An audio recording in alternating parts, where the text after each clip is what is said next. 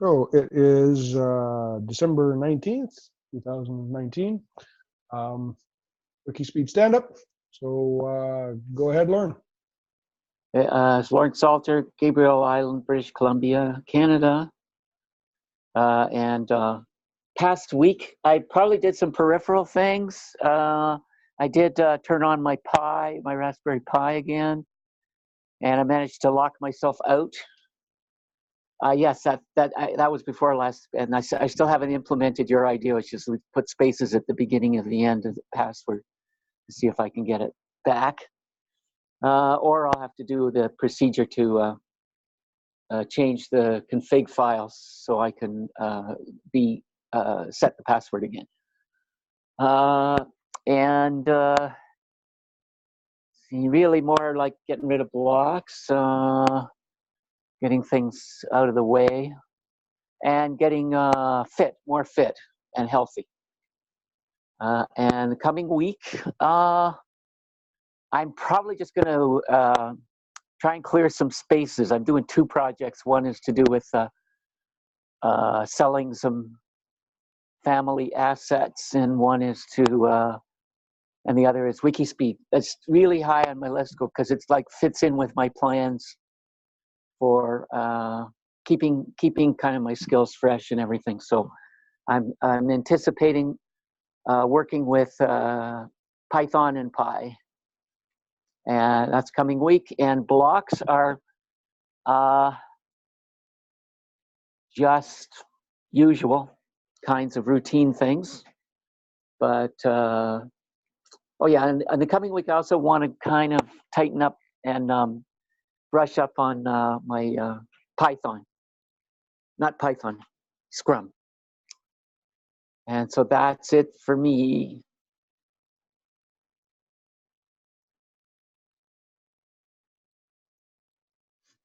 Okay, now that I'm unmuted.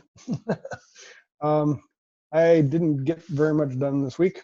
I am hoping to get a lot more done next week. We didn't have a meeting, so there's nothing to post from last week. We have no new members to add to the WIKISPEED group. And I think there was one comment Joe had done on that one entertaining video you had shared. I don't think that's quite within my skill set to make something that entertaining, but well, we can give it a shot. It'll be fun anyway. That looked like a lot of work. Next week, I'm hoping to get to doing the beacon stuff that I kind of left hanging 3 or 4 months ago. And I'm not looking at 1.5 points for this week. I'm going to try and make it 5. And then hopefully the week after, it'll be somewhere between 5 and 10 points. So hopefully we'll actually make some progress here and get some stuff posted, get some people interested. The Christmas stuff is going to kind of get in the way, but I'm expecting to have some time. Anyway, that's about it for me. Blocks, well, blocks is time. And I guess that's back to you. Okay, so the retro, I'll give myself, oh yes, because I actually did post that video, and then I'm going to have that's going to relate to my process improvement. So it's a 4 for me and a 8 for the team, and actually make it a 9 because Joe weighed in. And my process improvement actually is be a little more ambitious. That's just mostly for me, but I'm in tune with what you were saying about increasing your points. And actually, I want to start getting my velocity and figuring out points for me. And I had a project kind of working with Blender video editing. So I think I'm going to carry on with that. That's another, and so I would be interested in basically being the video editor, or maybe just trying to set up some kind of pointers for video editing or something like that. But I think it seems like it's a worthwhile thing.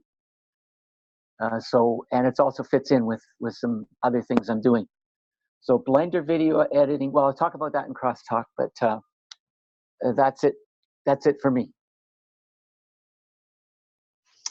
Okay, I'm going to give myself a 6 because I wasn't expecting to get much done, and I didn't even get that much done. So, team, I'm going to go with a 7, and process improvement. We still need to get more people involved, and I guess that pretty much takes us to crosstalk. I have one thing that I wanted to mention that I didn't really expect that I would ever pitch. Agile, Lean, or Scrum at my present workplace. They are doing a project which fits into hardware Scrum really, really well. They don't know it yet. They want to try and do it classic waterfall. And I believe the 18-month schedule that they've got is going to take them at least 3 years if they do it waterfall. And we might be able to do it in 18 months if we go with Scrum. But a question: did you want to leave the recording on, or do you want to turn it on? I'm okay with leaving it on. Yeah. What do you think? I'm good. In any case, I never thought that I would be trying to convince them to use any more modern methods. But it fits, well, in my mind, it fits so well. I couldn't not say anything. And I think I surprised quite a few IT people because they weren't expecting anybody outside of IT to know what Scrum was. Right, yeah, but they know. They do, and they were surprised that someone else knew about it, and that, oh, you can use that for hardware? Yeah. Anyway. Yeah, cool. Very cool. Because you got a base there of people who know about software Scrum, so it's good. Yep. It's good. I can tell you, when you do kind of seek out interesting new things, then eventually people around you catch up. Yeah, I just don't know if I have the patience. Yeah. Well, actually, like I was in a 3-day Scrum boot camp at McConnell, Construct Software guy who wrote a book he called it Rapid Development at the time, a very long time ago, 90s. And so there was like teams from various big corporations in Bellevue, which is where Microsoft is, I think. Bellevue, Washington. Mm-hmm. Redmond is, but Redmond's right near. Bellevue has a ton of Microsoft. Half the downtown is Microsoft. Anyway, so there was various places. Of all of them, when they asked if you do Scrum at work, they all said, we're supposed to do Scrum at work. Only one guy, I think I told you this story before, only one person said he was happy and satisfied that he was doing Scrum. And he had been given a project, and he said, I won't take it unless it's Scrum, and I need the chief executives of the company to sign off on it and say that they'll back it. So that's, I mean, he kind of jumped there's various organizational reasons for not doing Scrum. Yes. And so he kind of circumvented that by jumping to the top and saying, I'm doing this, or rather, I'm not going to do this project unless I can do it this way, and letting people know. It sounded like it worked well for him. But not many people are in a position where they can do that. I mean, he may have been a consultant, or he may have just been a high-level exec or something like that. Yeah, I don't have any visibility 2 levels above where I am. So if I asked for executive approval to do that, they go, "Who are you? What do you want to do? Where are you from? You work for us." Yeah. So Probably not a good gamble on my part. Yeah. You know, it's kind of I was there's a book about data they didn't call it trying to think. It's Kimball, and it's to do with data warehousing, but he kind of renamed it. And he had another approach, which was do one killer thing, and it will spread. So select a project that's fairly limited, and there's a strong need for it and motivation, and basically he calls it a killer project, and if that catches on, then and I've seen that work. I've seen that happen. One time, my director, who was kind of annoyed, said, "Oh, I was talking to so and so in hospital management, and she was her words were she was gushing about your OLAP cube." It was it was providing the users with anticipating with a cube that could answer most of their ad hoc queries, so I could focus on data, various things about data, and really hand off my job to the users. Cool. Yeah, and that particular one worked. Overall, it didn't. My director was annoyed, entirely annoyed that the user was that enthusiastic about it. It was gratifying.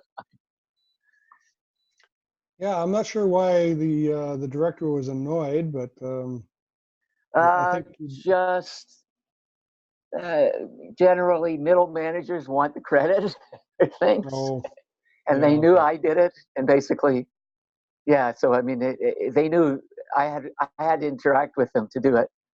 Once it worked, they were really, really happy. Okay.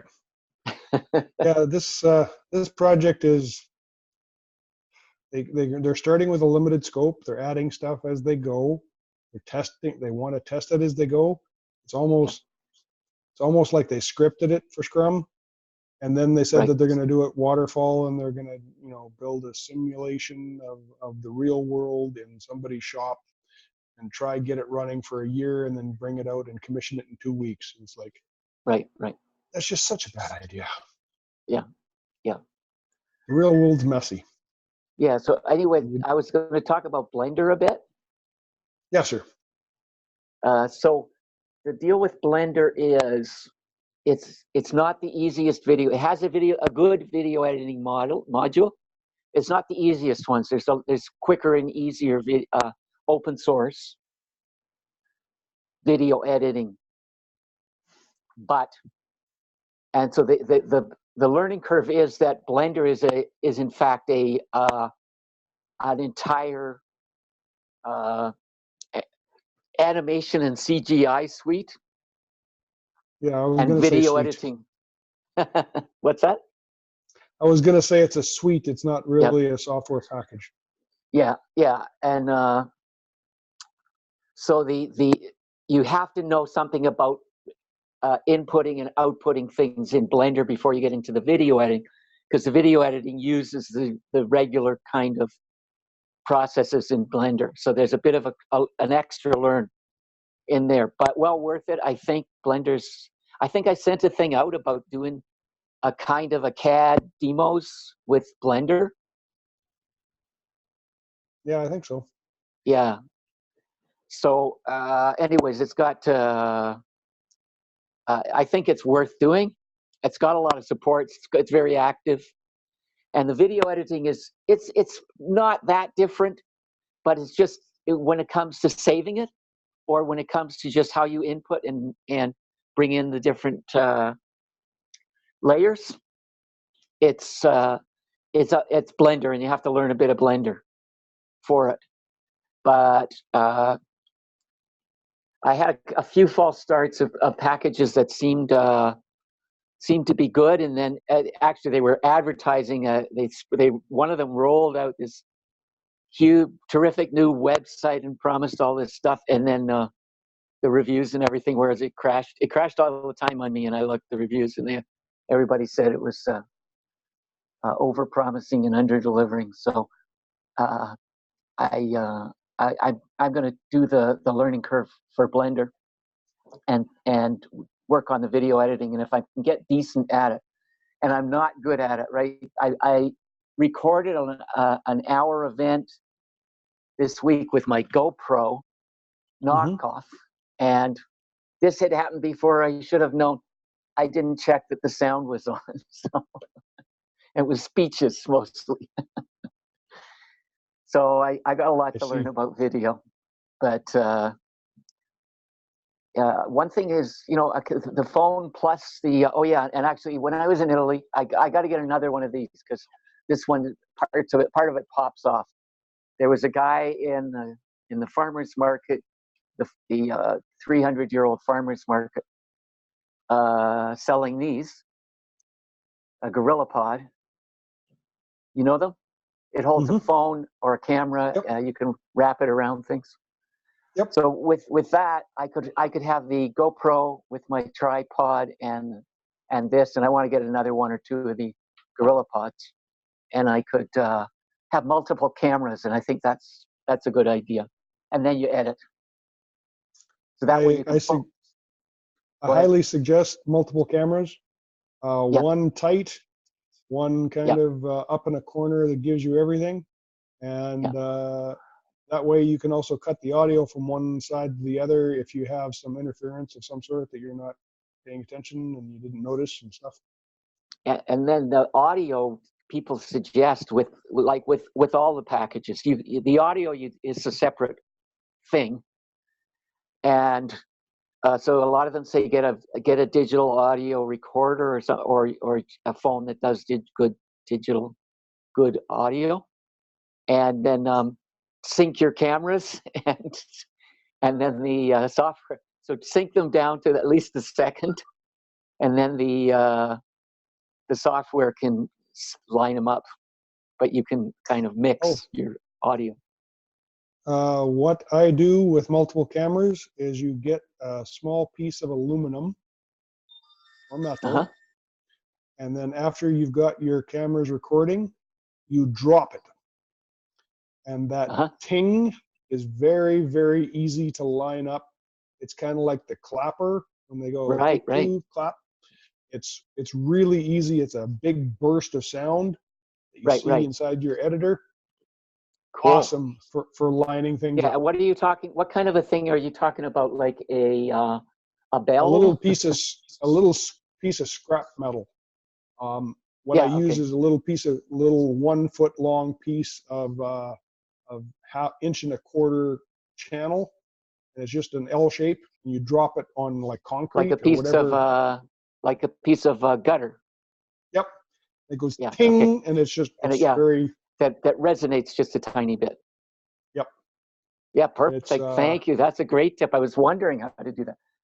And so then, so then you just can line them up visually. Yep. And you got like 20 tracks on Blender, so you can get them all lined up. You can peel out the audio separately after you've got your editing done and post process it and whatever you're gonna do with it. I don't use Blender. It's I tried the learning curve. It hurt, so I went with something simpler. What do you use? Give me a second. I will find out what it's called. It is called NCH Suite. NCH that's Suite. That's not the one. VideoPad video editor is the one I'm using. I've got NCH VideoPad video editor. Yes. So that's a they have a fully functional free version for non-commercial use. And actually, I'm going to walk away and get a pen, and then we'll tie up. But I'm going to get a pen. Okay.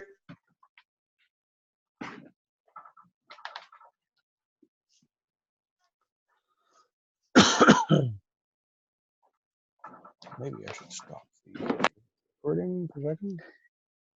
Okay, VideoPad video editor, simple video editing. Yep.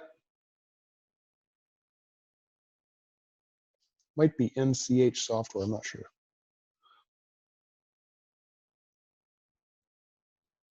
Okay. Perfect. Michael L. So I know it's time consuming, but it's in a way it's like Scrum, that you tap into the skills, additional skills. So like Scrum is saying, you got technical people, but I was pushed for a large part of my career. Please do the project management. Please write the requirements. Please, and do the Gantt charts and everything else. Nobody wants to do that stuff. At least, if you like to program or you like to build things, nobody wants. But Scrum says, yes, take out 15 minutes from every day, and every week or two, a half a day, and use the other skills of your team, because they also have a deep insight into what the actual processes are, rather than bringing in someone with a management training. That's, to me, what the idea of Scrum is. Minimal overhead, to me, is what you get out of Scrum. There is documentation, but it's like shared. It's not somebody sitting down for 8 hours a day and writing stuff down. Yep. Because no one likes doing documentation either. So the video editing, I see a little bit the same, in that you don't really want to spend a quarter of your time, say, on it. But like I said, with that video, I suspect that the guy spends as long as on the video editing as he does on the project. And it comes out easily, comes out amazing, and I think that's a way to get people involved. Yeah, like if you take 6 hours of video, you can't help but watch everything at least twice before you decide what to put in. And if you're going to end up with a 30-minute video, the parts that you put into it, you got to watch another 3 or 4 times. So you're hours and hours doing this. Yeah. So on the other hand, he was jump cutting and things like that. So he was pulling the best bits out and then speeding them up. Well, and he also told a story. Yes. So he probably had much more video than that showed, right? But he particularly highlighted the goofs, which made it way more relatable, rather than watching somebody do something perfectly. And we talked about that. I remember Chris or you talking about that. It's the most helpful bits are the rabbit holes and the goofs and the having to go back. Well, yeah. I mean, if you watch a video and you see someone else make the mistakes, you don't have to do them. Yep. Yeah. So that's kind of what I'm thinking. So more Scrum, more. Well, I already am in for the reporting, so I'm going to take a shot at that soon. Get that reporting out of the way, and then maybe get out and fundraise a little bit. Apply, see if there's anything out there that we could apply for, or get some people. And and then likewise spend time. And I'm committed to kind of doing more Python. So I have I'm working on this course. I actually should tell you, because I might want to run it past you. My course is data for fun, travel, and profit, because I've done all of that. So and nobody wants to do it. In a sense, it's the worst job, because you wake up at night thinking, I remember there's something I forgot to do. And it's very high profile. I worked for companies where their entire profit was based on some reports that I did. Like their entire annual report. Okay. And it's anyway, I was thinking of just doing it as an extension course. I have a prerequisite because it starts with SQL. And mostly programmers don't like SQL because it's not really a language, it's a protocol, but it's also a way of thinking coming out of set theory. So there's some people who really like it, and a lot of people who really hate it. It's like a nuisance. And there's go ahead. If you learn the rules and you apply the rules, SQL's fine. Yeah. It's just people don't want to take the time to learn the rules. Yeah. And they can give you some surprises if you don't know the rules. Yep. Yeah, anyway, I'm kind of committed to that, but I want to add Python because Python is becoming the data analysis thing now. It's got such powerful data handling and recursion and libraries of statistics. So it used to be a package like SAS or SPSS or like SAS was my main kind of a thing. Or R. R is the open source version of statistics package, which is basically, it's some data handling things. It's the data in SAS, it's called the data step. It's some data handling things, and it's some canned statistical things like do me an analysis of variance or time series. So I can confirm that Python is being used actively. One of the data scientists that I met this week from head office was actually programming in Python as he was trying to listen in on our meeting. And he actually did both, and he contributed to the meeting as well. He was actually quite good at multitasking. But, cool. Yeah, he was pulling data out of a massive data set and trying to give it context in a visualization. It was actually kind of cool to sit beside him and watch what he was doing. There's a book I'm waiting for the price to drop. It's called Data Science from Scratch with Python. Okay. So it's as opposed to the packages or the libraries, it's giving people an idea so that they know a little bit under the hood, so they're not entirely dependent on somebody else, or they'll understand maybe what they're doing wrong if something goes wrong. Okay, that's cool. Yeah. So, but anyway, you should have lunch with that guy. Yeah, well, he works in Saskatoon. I work out of town, so it's not as easy. But yeah, when you're down there, though, have lunch with him. I actually had an appointment at TELUS with the guy, with their data scientist, and neither of us, we always, something else came up and we didn't. But he wanted to talk because I'm interested in data and development, agile and all that. So he was, it's and if somebody is really, isn't just academic, if he's got the chops to really program as he's in a meeting, that's cool. That's somebody I would be trying to find out stuff from. We agreed on if you can collect the data, then you do, because no one ever knows what data they need. So if it's available, collect it, store it somewhere. You can work out how it's related later. You can work out everything else later. You need the raw data.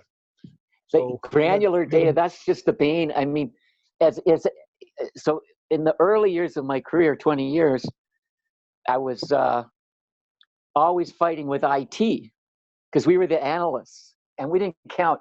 It was a mainframe. All day it wrote checks and ordered things and that kind of thing. And we were just riding on it at night, like at 11 at night or whenever the production finished. Then we would jump in and try and get our stuff done. And then we'd have to wait until it got done. It was brutal. And I called a meeting once in 1990, about 97. And I kind of called in people who were much more like PhD statisticians and everything, who were much higher level than me. But I said, we need our own server. And they said, it'll never happen. It's never going to happen. We need an analytics server. And then as servers became cheaper and everything, that's exactly what happened. But it was a struggle to get the computer time and the resources to really do analytics. And one of the things is So they'd have a database person. They say, okay, we'll give you a summary. Tell us all the things you might want to know. You know? Hmm.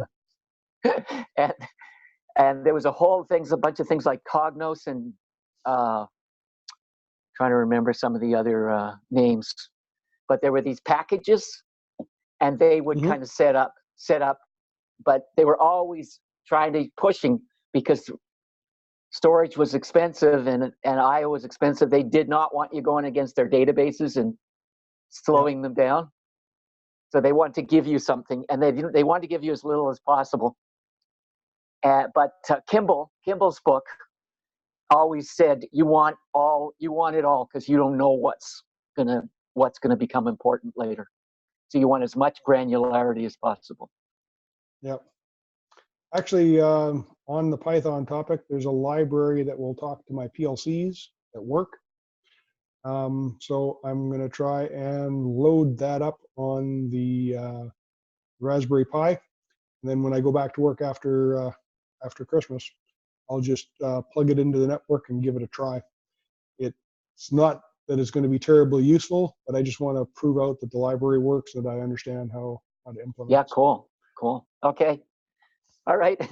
High five. Yeah, you gotta combine your interests and your work, right?